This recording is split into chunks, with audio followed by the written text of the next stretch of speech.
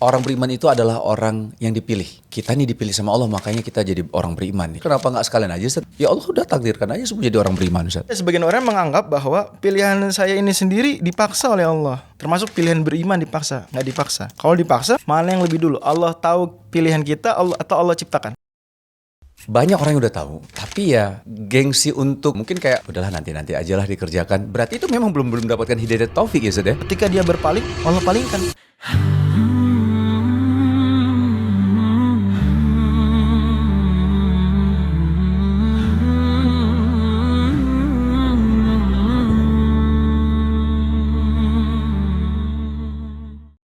Bismillahirrahmanirrahim. Assalamualaikum warahmatullahi wabarakatuh. Waalaikumsalam warahmatullahi wabarakatuh. Alhamdulillah teman-teman semua, apa kabarnya? Semoga Allah selalu menjaga kita semua ya. Amin. Teman-teman, selamat datang lagi di Ramadan Series dari The Sungkars and Friends. Alhamdulillah, mudah-mudahan puasanya juga lancar ya teman-teman ya. Dan kita harus berterima kasih nih atas izin Allah, guru kita Ustadz Nur Fajri tetap membersamai kita nih. Terima kasih Ustadz. Sama-sama. Terima kasih Jazakallah untuk Bang Wisnu. Masya Allah, amin amin. Beliau seorang ulama muda, seorang hafiz Quran dan pemegang sanad 10 qiraat. Masya Allah. Juga penulis buku Quran Mapping dan beberapa buku lainnya yang umumnya berbahasa Arab. Seorang anggota Komisi Fatwa Metodologi MUI Pusat, peneliti di Fakultas Hukum UI, dan direktur syariah di www.learnquran.co. Semoga Allah memberikan taufik dan keberkahan untuk beliau. Ustaz, seperti biasa nih pertanyaan dari teman-teman ya, yang Masya Allah pertanyaannya ajaib nih pertanyaannya. Dan ini ada satu pertanyaan gini Ustaz, dia nanya tentang apakah kita beriman murni karena pilihan kita sendiri atau karena kita ditakdirkan untuk beriman? Jika hidayah itu adalah hak prerogatifnya Allah, mengapa tidak diberikan kepada semua orang aja udah agar dunia damai gitu kan? Karena kita sering dengar tuh Zat, bahwa orang beriman itu adalah orang yang dipilih gitu ya. Jadi bahasanya kita nih dipilih sama Allah, makanya kita jadi orang beriman nih. Cuman kan jadi timbul pertanyaan, kita memilih untuk menjadi beriman atau memang dipilih sama Allah untuk jadi orang beriman gitu Zat ya. Terus kenapa nggak sekalian aja Zat, maksudnya biar dunia ini damai, ya nggak ada kerusuhan, nggak ada hal-hal yang jelek gitu. Ya Allah udah takdirkan aja semua jadi orang beriman Zat. Masya Allah. Gimana Zat? Ya. Jadi jangan kita mendikotomi antara kita memilih dengan dipilih secara berlebihan. Karena begini, keimanan dalam pandangan akidah Islam itu ada dimensi kita memilih. Sekali lagi, perbuatan-perbuatan kita yang sadar, yang kita bisa memilih itu Allah menciptakan sesuai dengan pilihan kita. Kan lagi-lagi, mana yang lebih dulu? Allah tahu pilihan kita atau Allah ciptakan? Mana yang lebih dulu, Bang Wisnu? Allah tahu Pilihan kita apa? Atau Allah menciptakan? Mana yang lebih dulu? Allah tahu Apa yang kita pilih? Dengan Allah menciptakan, mana yang lebih dulu? Allah tahu. Allah tahu dulu. Jadi Iya. Allah tahu pilihan kita memilih dengan sadar. Allah ciptakan. Allah ciptakan. Ya, karena memang sudah tahu dari dulu itu ilmu Betul Allah. sekali, Masya Allah. Nah, Masya Allah. Lulus ya, Zat? Boleh pulang nggak nih? Oh, nggak, jangan. Masih belum terjawab semua.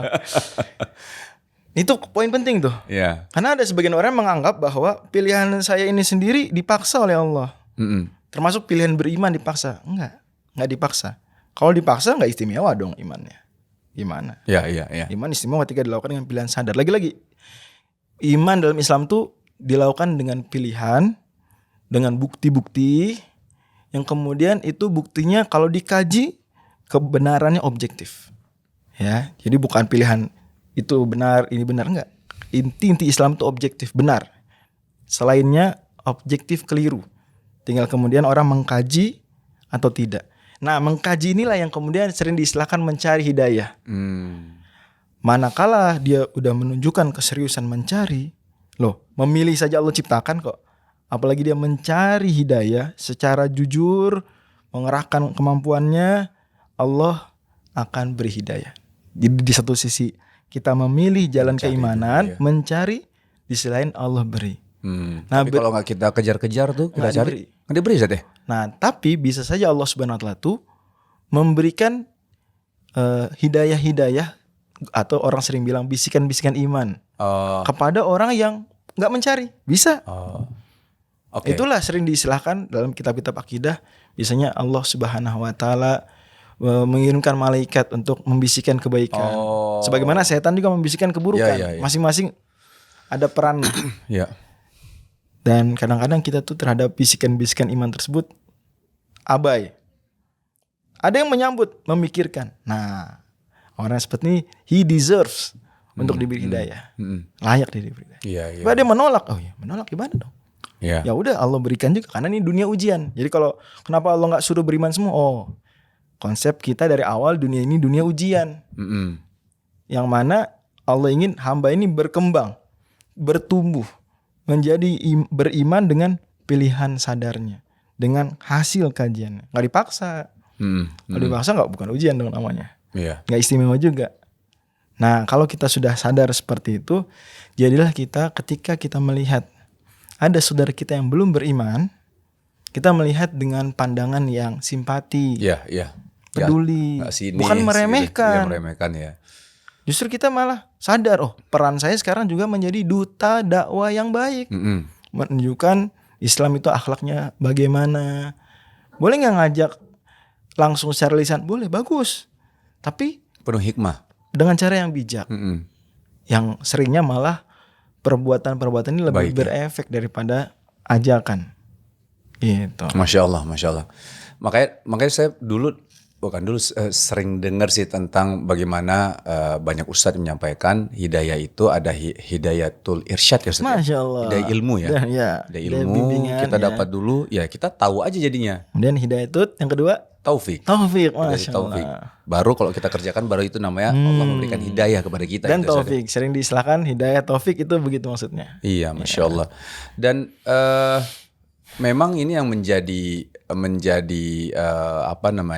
tantangan tantangan ya Ustaz ya. Kalau menurut Ana juga bagaimanapun juga banyak orang yang udah tahu. Tapi ya dia seperti gengsi untuk atau bukan gengsi ya, mungkin kayak udahlah nanti aja lah dikerjakan. Berarti itu memang belum mendapatkan hidayah taufik ya Ustaz ya. Belum mendapatkan hidayah taufiknya ya Ustaz ya. Itulah yang Allah singgung dalam surat misalnya As-Saff ayat 5. Falamma zaghu azaghallahu qulubahum. Ketika dia berpaling, Allah palingkan. Jadi belum maunya paling itu. makin jauh gitu. Maunya begitu ya udah Allah palingkan. Maka kita pikir-pikir sebenarnya hukuman di neraka itu sendiri kan sebenarnya kemauan dia untuk menjauh dari Allah. Maunya menjauh ya udah. Ya tempat yang menunjukkan dia jauh dari rahmat Allah neraka. Anda maunya begitu. Ustaz, tadi kalau misal pertanyaan antum yang terkait bisikan-bisikan Ustaz. Kalau misal selama ini yang kita tahu kita dibisikin sama setan kan Ustaz. Betul. Nah jadi artinya bahasanya setan itu kan bisa bersiasah juga lah. Artinya seakan-akan baik. Betul. Yang dibisikin sebenarnya itu hal yang nggak baik buat kita sebenarnya gitu kan. Nah ini bisa gak sih kita membedakan? Karena tadi Ustadz bilang ketika kita mungkin belum dapat atau nemu di hidayatul irsyadnya atau hidayah ilmu yang harus kita kejar tadi, yang kita cari, kita kaji, kita belum ke situ. Tapi tiba-tiba ada atas izin Allah ada bisikan yang dimana sehingga kita langsung mendapatkan hidayatul taufik, mendapatkan taufik dari Allah sehingga mendapatkan hidayah gitu Ustadz. Yeah. Loncat ke situ bisikan itu, tapi bagaimana cara membedakan bisikannya Ustadz? Oke gini, jadi bisikan tadi itu sifatnya tidak memaksa ya. Ya ada penelitian terkenal dilakukan oleh Profesor Benjamin Libet dari Chicago bahwa kita tuh kayak beliau pakar neuroscience ya. Ada impuls otak kita mendorong untuk melakukan satu perbuatan, kemudian kita beberapa milidetik sebelum dilakukan kita bisa memvetonya. Selalu punya itu. Itulah yang tadi iradah solihalididain kira-kira mendekati konsep tersebut. So bisa aja kita abai dengan bisikan ini, bisa juga kita terima. Nah, patokan menimbangnya apa? Kan gitu kan pertanyaannya. Bagaimana kita menimbang? Nah, memang bimbingan Allah tuh ada cahayanya. Kita tahu sesuai dengan Islam ini sesuai dengan logika, sesuai dengan fitrah.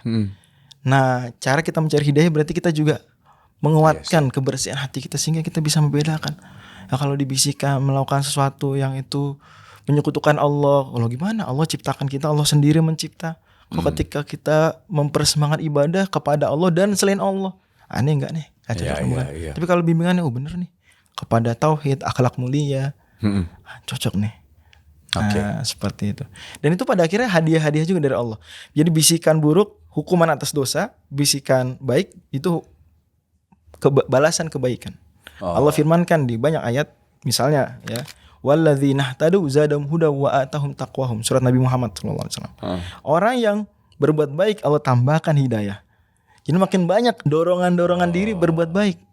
Coba dirasakan di bulan Ramadan ketika kita melakukan kebaikan, berpuasa, dorongan berbuat baik lebih besar. Tapi kalau kita larut dalam maksiat, kayaknya makin banyak dorongan-dorongan untuk maksiat. Bahkan sampai pada titik adiksi. Sampai pada titik udah gak menikmati dosanya lagi, tapi terdorong melakukan dosa. Sampai pada titik melakukan dosa itu cuma formalitas, cuma rutinitas. Itu paling ngeri. Itu udah luar biasa, itu hukuman di atas hukuman. Tapi tenang, pintu tobat selama hidup masih ada, terbuka. Baik.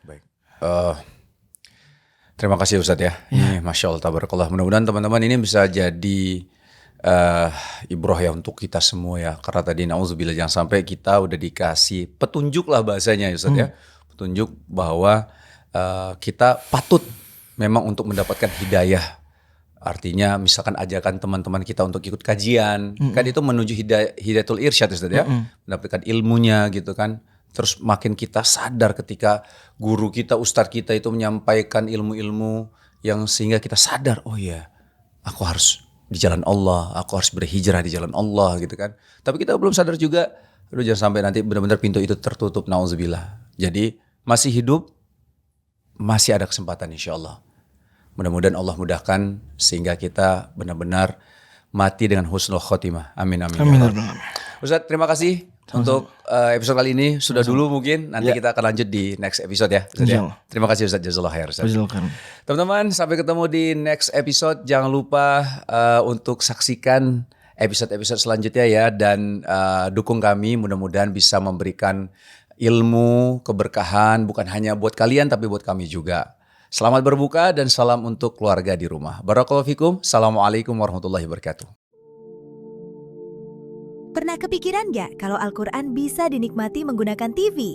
Bayangkan duduk santai di sofa, layar besar di depan mata, tanpa harus pegang mushaf atau HP terus-menerus. Inilah Quran Mushaf, aplikasi Quran di Smart TV. Dapat digunakan secara offline, navigasi yang mudah, murotal, terjemahan, berbagai pengaturan tampilan, dan banyak fitur lainnya. Aplikasi ini membantu kamu menikmati Al-Quran dengan lebih nyaman. Cocok untuk membaca Al-Quran termasuk saat sholat, mendengarkan tilawah, dan belajar Al-Quran bersama keluarga ataupun majelis ilmu.